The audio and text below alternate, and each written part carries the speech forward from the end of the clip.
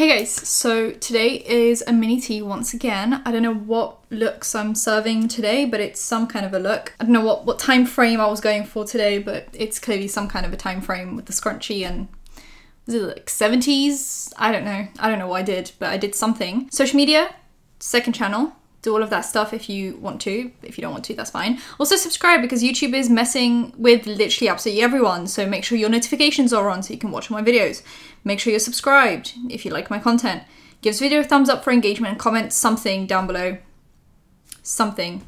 At this point, be mean to me in the comment section. I don't care. I just want the engagement. I'm joking. Please be nice to me. I am sensitive. So let's get into the content as if we're not in the content right now. Recently, Brooke Houts came back to the internet. If you guys don't know who Brooke Houts is, she is the girl who beat her dog.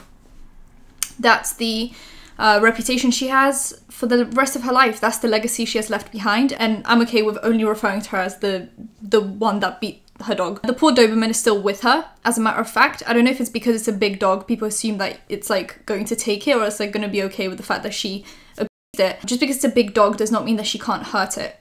So I wish the dog was taken away from her, but it's still in her possession. Great. She has a new boyfriend and a new religious way of life, because apparently Jesus fixes everything, including your abusive tendencies. Surprise, surprise. It doesn't. After all of this, she filmed a video last year, which was like a what happened with the dog situation.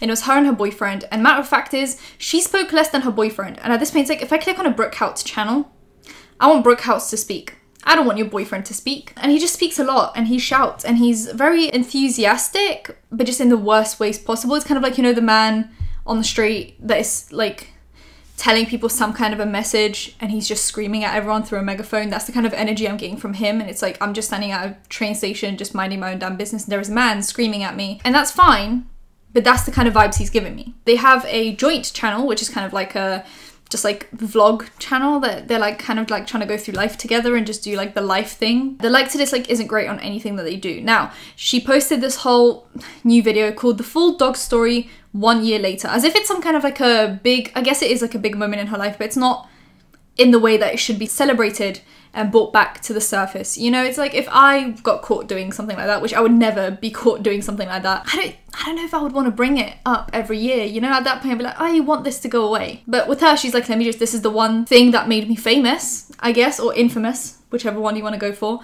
So she's just going to keep on bringing it up year after year. The fact that she hit her dog and spat on it, which she still claims she didn't do, which is, we'll get into it. Okay, so it's an hour and 20 minutes, which why would you ever need to make a video of an hour and 20 minutes? This could have been a 20-minute long video if she just cut her boyfriend out of it, because no one wants to listen to him. It had about 20,000 views at the time of me watching it. I'll put whatever view count it's on now. It was 300 likes, 2.7k dislikes. We'll see what it's on now. She's on 300k subs right now, and I think she's still losing. And the thing is, every time she uploads, she's just gonna lose more. Okay, so she explains this whole situation with the dog as she had this channel and she was just making people happy. And I guess this video, she just wanted to film a happy video for you guys, because you guys wanted it. It's your fault. Ow. I did just stab myself. It's your fault that she beat her dog because you expected a happy video from her. And as an adult, she can't seem to decide when she's in the mood to film and when she isn't. So that's your fault. On you guys. Thank you very much. So she shifts the blame to her audience. Then she says she accidentally uploaded the unedited video, which we know all of this. I don't know why we're like going through the story again, because we know it. She keeps on mentioning the words accountability, responsibility. I'm here to take full accountability for the situation. Like, pack it up, Tana Mojo. We get it. Accountability, responsibility, bullshit. This time, the only accountability, responsibility is to not post an unedited video of you beating your dog again.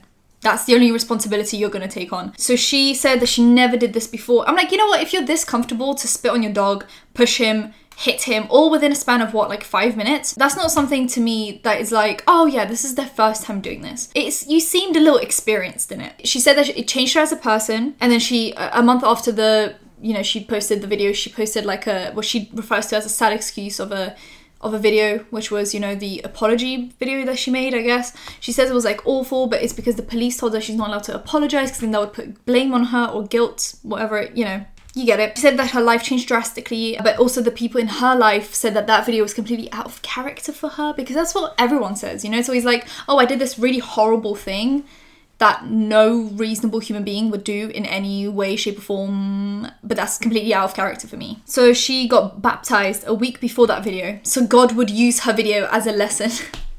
She really just like, I beat my dog a week after I was baptized because God wanted this video to be a lesson for me.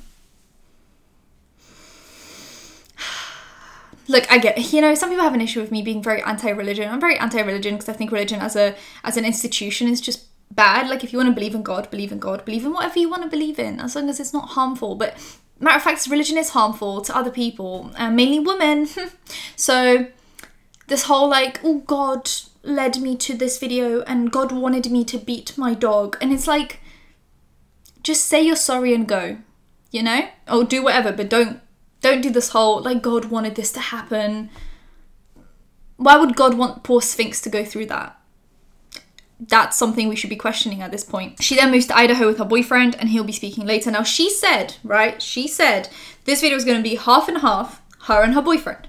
Now, we're getting to 30 minutes of this video, and she goes, well, okay, I'm wrapping this up. And the video's an hour and 20 minutes. Why is your boyfriend speaking for more than half the time when it's your channel and you're the one that beat the dog? Can we talk about that for a second? So she then speaks about the couple's channel. She said she deleted all her videos because she wants to start again. She's going to start posting on her channel again. And this is why she's filming this video, because she wants to like start posting only after she like clarifies everything. Wow, she's so nice to us. I literally wrote it in my notes. She thinks this video is now done, but she's 20 minutes in. Why is your boyfriend speaking so much? So she said it was like the worst moment of her life, which I can kind of agree with. I can probably imagine how like awful it was for the whole internet to hate you. But at the same time, it was probably the worst moment in your dog's life when you hit him. She then says once again that she did spit on him, that it was that whole air story again, which like blew air on him. You want me to believe that? You want me to believe you blew air on your dog after you pushed him and hit him? You know, push, hit, spit, that's not such a big jump. I think you'd be more than capable of spitting on your dog if you hit him. And you did hit him, so I think you'd be capable of spitting on him. I don't think in that whole rage situation that you were in, you'd think, oh, let me just blow some air on him. Because spitting would be very mean after already hitting and pushing him. And then her boyfriend Teal speaks for the other half of the video, and there's an hour left. God, I have another page for Teal. Anyway, he's annoying and gives me bad vibes, and I hate to call people annoying. Mainly because, you know, he didn't like necessarily, like, this isn't his channel. Well, this isn't his channel, and he like didn't hit a dog. But at the same time, he keeps on defending the fact that she hit a dog, and he did now create a couple's channel with her. So essentially, he is now a YouTuber, and I'm allowed to express opinions about him. I don't feel bad about it, but he's also kind of annoying, and he shouts a lot, and he goes on so many tangents, and he gets so passionate and so like it's like so much. That he loses the plot a few times. Anyway, constantly mentions Jesus Christ and God, and it just sounds so cult-like. I understand being very religious. I understand being on this. Whoa! I just closed my notebook. I understand being on like the spectrum. Like there are different spectrums of religious. You know, there are like the like very non-religious religious people, aka what I was supposed to be, and now I'm just not religious at all. Because why would I want to be bad at something when I can just not do it? And then you get to the like super religious people, but at no point do you have to be like cult-like, you know? He's gone far past the very religious moment. He's like, I know you guys are gonna say that I bring everything back to Jesus Christ. This is all back to Jesus Christ. I'm like, can you stop shouting at me, please? Sir, stop. Anyway, he then says the same stuff that he said in the last video. I'm not even gonna go over it. He banged on about the relationship and how he found out about the dog stuff. We already heard all of this. Like, the fact is, you could have filmed this whole video again and added more to it, but instead you're just repeating the same stuff. And he's saying it in the exact same like tone. Like, if you just compared the two videos, he's saying like, it's almost like he's memorized this story off by heart. I met her and she seemed so perfect, and I was thinking, oh, there must be something wrong with her. Like, there has to be something wrong with her. And then I Google her name and she's got this big channel. I'm like, wow, she's got this big channel. And then I find all the dog stuff and I'm like, damn, how could this wonderful girl do that to her dog? But I don't bring it up. And then she brings it up and she's like, hey, I have to tell you something. And I go, is it the dog stuff? And she's like, yeah, it's the dog stuff. And he's like, oh, that's okay. Like, it's the same story. He said the same story the same way twice. Can't believe I had to sit through it twice. Then he shouts again, cult leader vibes. He says that he sees the hate as an opportunity to show people love, and the starting channel is an opportunity to show people the light of the God. Wonderful stuff. When I took these notes, I was watching it like as I woke up. Like literally I woke up and I went on my laptop and I saw on Twitter that like Brooke Houts had posted, and I was like, oh, let me watch it now. It was way too early for this. Like, it was too early for him to shout at me. It was too early for him to give me the cult vibes. I just was not having it in the morning, but I still did the notes, so it's fine. Anyway, then he says, let's put the dog situation aside. Just put the dog situation aside. Let's for a second, just dog situation aside. I know she beat the dog, but just dog situation aside. I'm like, no, let's focus on the dog situation, because this video is called The Full Dog Story Over a Year Later. Why are we putting the dog situation aside? And he's like, all I'm asking is to not see her for her mistake, but who she is as a person. It's like, but we don't know her. So how do you want me to see her for someone other than her mistake when all I know is her mistake? And now she's deleted all her videos, so like even if I wanted to go back and see what she was like other than the mistake, I can't, because she deleted the video. So don't ask me to see her for something other than her mistake, because that's all I know. All I know is her mistake. I'm sorry. Like, what? And then he goes, not a single person is a judge. Only God is a judge. Not a single person is a judge. Well, what about judges? Like actual judges in court? They're judges. Not a single person is a judge, but yet here we are. Judges in the world. He's like, no one has the authority over us. Judges? The police? Teachers sometimes, your parents sometimes have authority over you, like a president, a royalty. There's a lot of authority over us, whether we like it or not. There is just a lot of authority over us. He starts shaming non-believers, and he's very aggressive about it. Like he's like, you want to be on the right side. You don't want to be on the wrong side of things. You need to believe in God, or you be on the wrong side of things. You don't want to get to the end of your life and be like, I'm on the wrong side of things. Like, he was very aggressive. Like, I'm doing all of this to try and show you, without you having to watch the video, just how, like, uncomfortable it was to watch. He was like, you don't want to be on the wrong side of things. I'm like, Jesus Christ, relax. At minute 54, I just wrote, insane. I'm going to play the minute 54 because I want to know why I wrote that. Literally just says, minute 54, arrow, insane.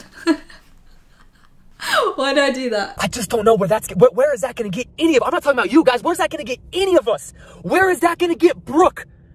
Think about it. For those of you who have only seen the video and then you're going to leave so much hate. Guys, if you cared about the situation and we cared about the dog, we cared about the situation Brooke was put in, we would want better for Brooke. We would want better for the dog that Brooke was in. So let's not put someone down for doing that mistake that they've already said I was wrong for. That was a mistake. I'm forgiven for it. Let's not continue to tear them down, because where is that going to get you? Where's it going to get me? Where's it going to get any of us? What power do we have? What judgment do we have? What say do you have when we die and we take our last breath? What say do you have about what Brooke Houts did to her dog? You tell me. And I'm getting so passionate, I get so energetic, I'm screaming right now, guys, because I feel this fire. I feel this fuel inside of me. There's so many people need to hear this. Because so many people get wrapped up in this hate and this evil. And I'm not just talking about the Brooke situation. Look at our lives. Look at the world right now. Look at America right now. Look at the evil. Look at the hate. Look at the sadness taking place in this world. Look around you right now. Look around you. What good can we ever do by any situation pulling it down, continuing to kick it while it's down, casting out hate, casting out negativity? How do we expect growth? How do we expect change? How do we expect a movement that's positive if we can't even help a brother or sister who has knowingly committed a sin and they're trying to get better, but we can't help them out? We want to put them down. How do we expect change? How do we expect that? Then I just wrote negativity, etc. I hate me in the mornings watching videos, taking notes for future me, because morning me gives future me way too much credit. I don't know what any of this means. Negativity, etc. And then it says, no education on dog. I can tell by minute 54, insane, I had enough. I was like, I am not taking any full-on notes at this point. Negativity, etc. No education on dog. That's all you're gonna know from this one. Bad day equals dog abuse.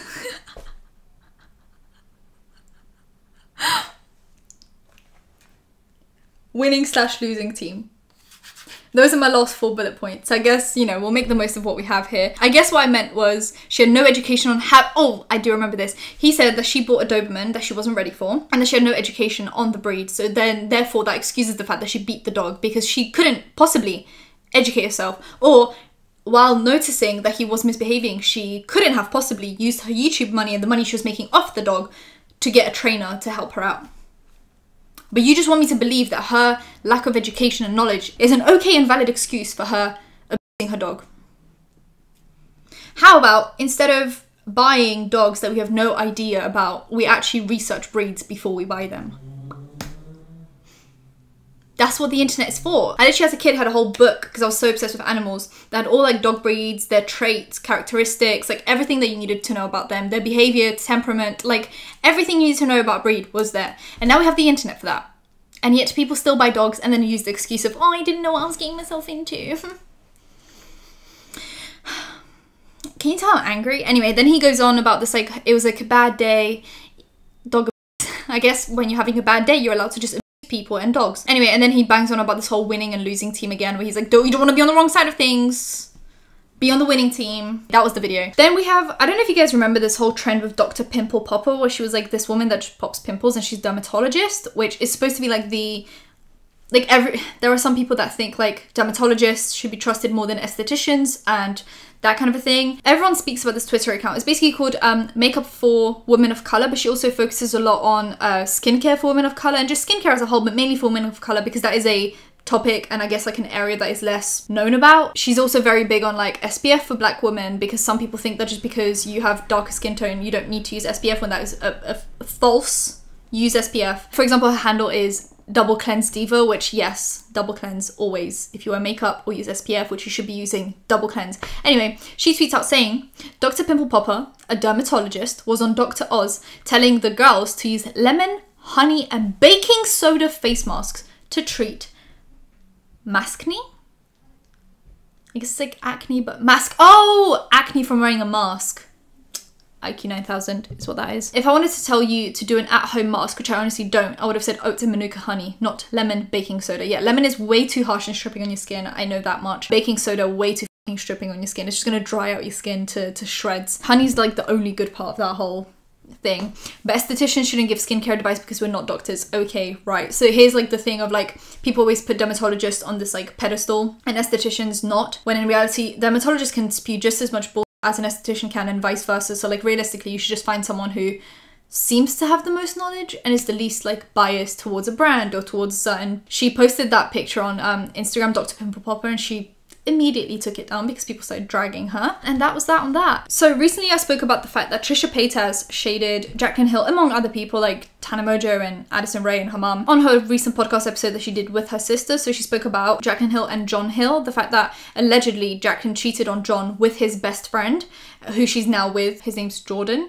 and he has his own channel, which Trisha Paytas said was cringe. And she also said that Jaclyn Hill told John Hill that Jeffree Star said that Trisha Paytas is trash, and now she's having a go at Jaclyn Hill over that, even though Jeffree Star was the one that called them trash. I don't know about that, you know? Jaclyn Hill tweeted out saying, never apologize for moving on when you gave them a chance to step up and get it together, which is definitely about John Hill. She recently also posted an assumptions video, which I watched because I do watch Jaclyn Hill content, despite sometimes finding her a bit, you know, of a liar.